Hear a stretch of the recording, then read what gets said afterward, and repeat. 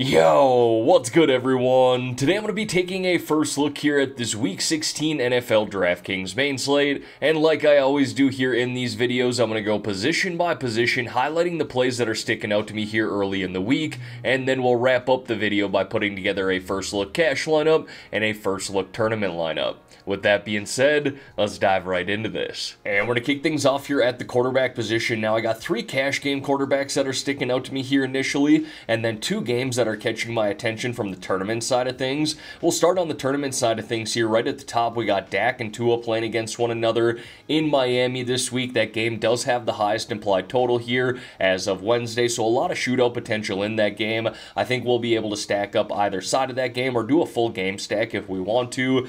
The first cash game quarterback that's sticking out to me here is Justin Fields. Good matchup at home here this week against the Arizona Cardinals. Did slip up a bit last week, but prior to that was playing some really good football. Love the rushing attempts he's getting game in and game out, and the rushing upside that he offers. Something I'm definitely looking for in my cash lineup, especially in a matchup like that against the Cardinals, who have one of the worst defenses in the NFL. Now I'm going to go back to the tournament side of things here. Trevor Lawrence and Baker Mayfield. I like that game as well between the Jags and Bucks. Think there's a lot of shootout potential there as well.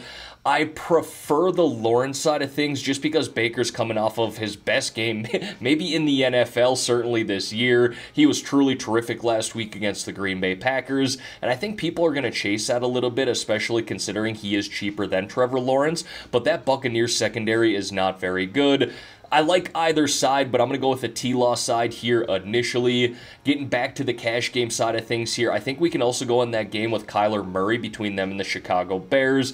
I prefer Fields here initially, but if I need the price savings, I certainly don't mind Kyler there. We know he offers that rushing upside as well. And then if I need to save money off of that, it's Joe Flacco that's sticking out to me here on the road against the Houston Texans. He has truly been good in his first 3 games as a Cleveland Brown. Yeah, 3 interceptions last week. We don't love to see that, but throwing the ball 44 plus times in all 3 games, I absolutely do love to see that, especially at the price there of $5,500. When it comes to my cash lineup, shooting for 3x value, that's what, 16.5 DraftKings points. He's definitely proven that he can do that in this offense. Now, moving on to the running backs here, and it's a good thing because my voice was starting to give talking about those quarterbacks, as you probably heard. Needed a quick little pause and a refresher. Now, we're missing some studs on this slate here when it comes to the running back position. No Christian McCaffrey, Alvin Kamara, no Joe Mixon, but I do like Rachaad White here right at the top. We have to go back to week 6. That's the last time he didn't score 15 plus DraftKings points. He's so heavily involved in the running game, heavily involved in the passing game, and as I mentioned earlier, like that game in general between them and the Jags. I like Raheem Mostert here as well on the tournament side of things. Probably not going to go there in cash just because there's so much variance in that Dolphins offense. Tyreek expected back here this week, but we saw the Buffalo Bills and primarily James Cook tear apart that Cowboys defense last week, so maybe Miami can do the same thing here this week. Scrolling down a little bit off of that, Derrick Henry, this is a nice bounce back spot for him after being quite abysmal last week, 9 rushing yards on 16 attempts, but he was playing some good ball prior to that, and Seattle has not been a good rushing defense this year. Scrolling down a little bit off of that, I like Aaron Jones here considering the matchup against Carolina, who arguably have the worst rushing defense in the NFL. I'd prefer Jones a lot more though if A.J. Dillon does not play here this week. Now, Chuba Hubbard's the next guy that sticks out to me on the cash side of things. Look, he's not the most efficient running back, certainly doesn't play in the most efficient offense in the Carolina Panthers, but can you really ignore that volume there over the past 3 games? 20 plus rushing attempts in all 3 games. He actually hasn't been horrible as a runner, but again, just plays in an awful offense, but I do like his numbers here over the last 4 weeks. That's definitely something I can get on board with when it comes to my cash lineup. And then 2 other running backs that are sticking out to me here in the 5K range. First being Ty Chandler of the Minnesota Vikings. Kind of had his blow-up game last week, 23 rushing attempts, 4 targets in that game, finished with 28 DraftKings points. Really like that considering the price. Matchup is definitely tough here, but I like that they're at home, and he's definitely involved in this passing game to where he could meet value value at that price of $5,600, but we need to keep an eye on Alexander Mattison. You can see he is questionable there. I think Ty Chandler will definitely become more popular if Mattison is out, but I'm willing to eat that chalk in my cash lineup. Same thing here with Devin Singletary, kind of an interesting situation. You don't really know what's going on with Dameon Pierce right now. Last week, 26 rushing attempts, 121 rushing yards. I can get on board with that volume at this price, even in a tough matchup against Cleveland, but if we scroll down here in the 4K range, you can see there's nothing wrong with Pierce, so I don't really know what his issue is right now. I know he hasn't been an efficient runner this year, but 15 rushing attempts, then 4, then 1. You have to think that Singletary is the lead back there, but something I want to dive into a little bit more as the week progresses. Now, moving on to the wide receivers here, definitely some big names right at the top. Tyreek Hill, CeeDee Lamb, Amon-Ra St. Brown, and Justin Jefferson, and I certainly don't want to discount that game between the Dolphins and Cowboys this week.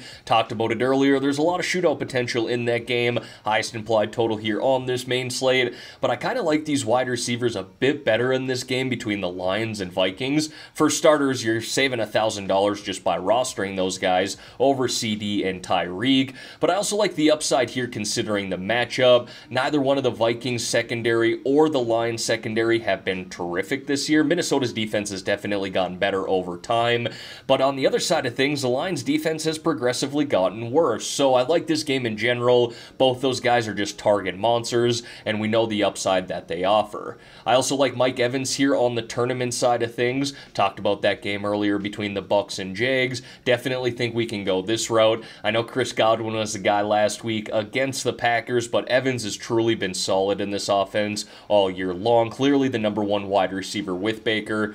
Scrolling down a little bit off of that, now we're dipping into the 6K range here. Amari Cooper has played well with Joe Flacco on the road here, playing indoors. Kind of like that towards the end of the season. Always something on my radar. But 8 and 14 targets in his first 2 full games with Flacco, with some decent DraftKings numbers there. Definitely don't mind it at that price of $6,400.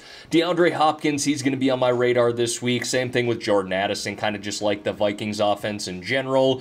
Scrolling down a little bit off of that, I think the Seattle Seahawks wide receivers are in play if Geno Smith is in. I don't know if I necessarily love it if it's going to be Drew Lock, even though he did get a win over Philadelphia on Monday night.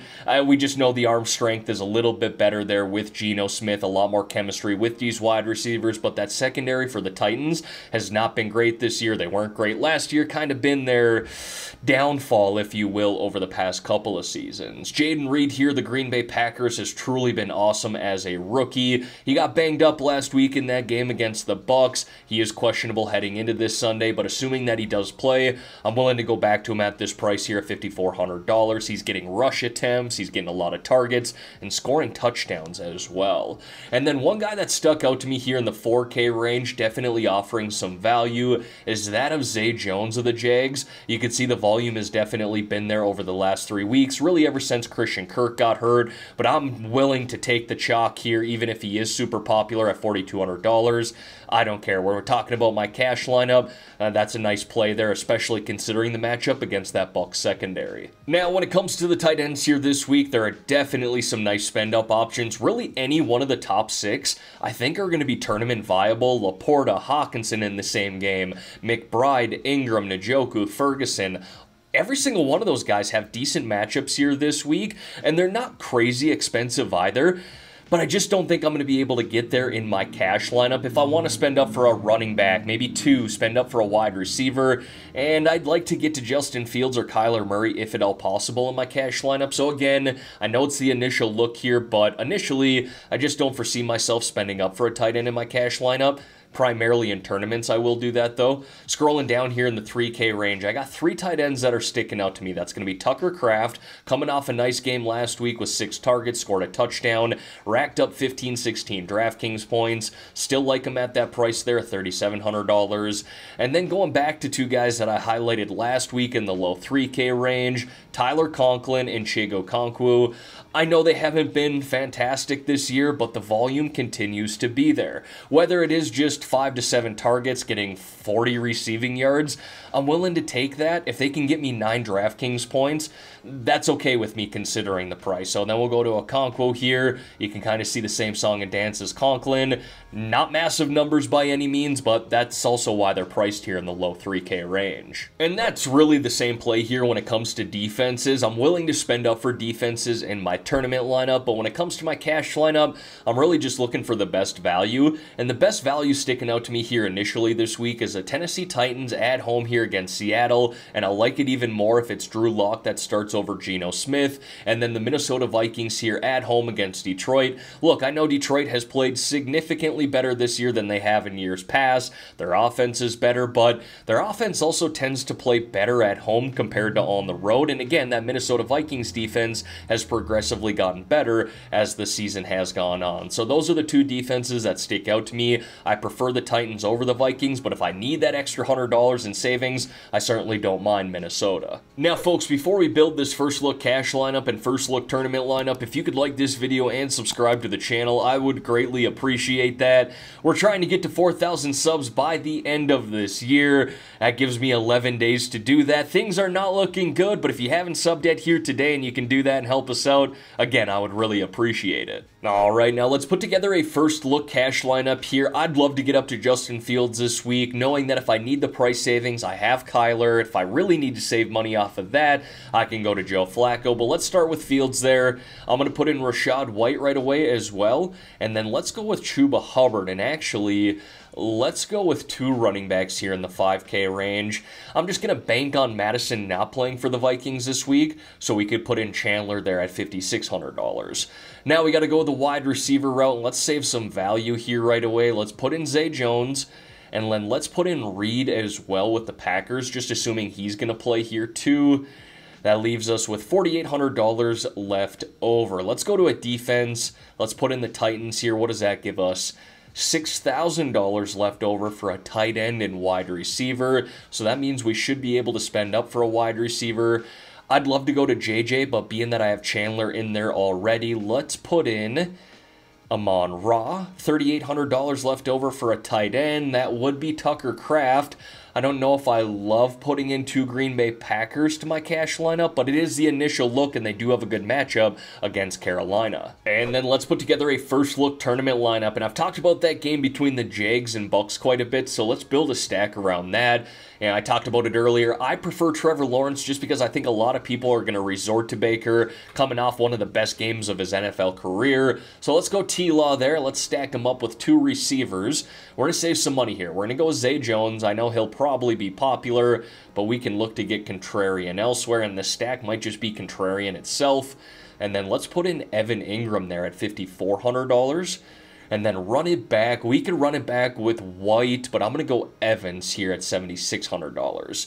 All right, so that leaves us with $5,200 left over per player. Not bad, not bad. Let's put in Raheem Mostert there.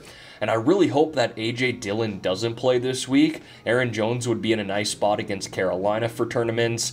That leaves us with $4,100 left over. So let's go back in that game between the Packers and Carolina. Save some value here with Jonathan Mingo. I know I didn't talk about him earlier, but the numbers and volume over the past 5 weeks, not bad at all. Nice price there, $3,600. So we'll put him in. $4,450 left over per player. We got to put in a defense, right? Let's go with we'll go Titans again. And that gives us $6,300 left over for a flex. So we can go with Ridley. Probably don't need a triple stack there with T-Law. Really, there's a number of different routes that we could go. I'll put in Bijan for now. I know he wasn't great last week. Had a big fumble for the Falcons, but I do like that spot at home as a bounce back spot. We're talking tournaments, and that's my first look. Alright everyone, that is going to wrap up this video here for today. As always, thank y'all for taking the time out of your day to watch the content here on this channel. If you could like this video and subscribe to the channel, I would greatly appreciate that. Let's have ourselves a great week here, folks, and in the meantime, I'm out of here.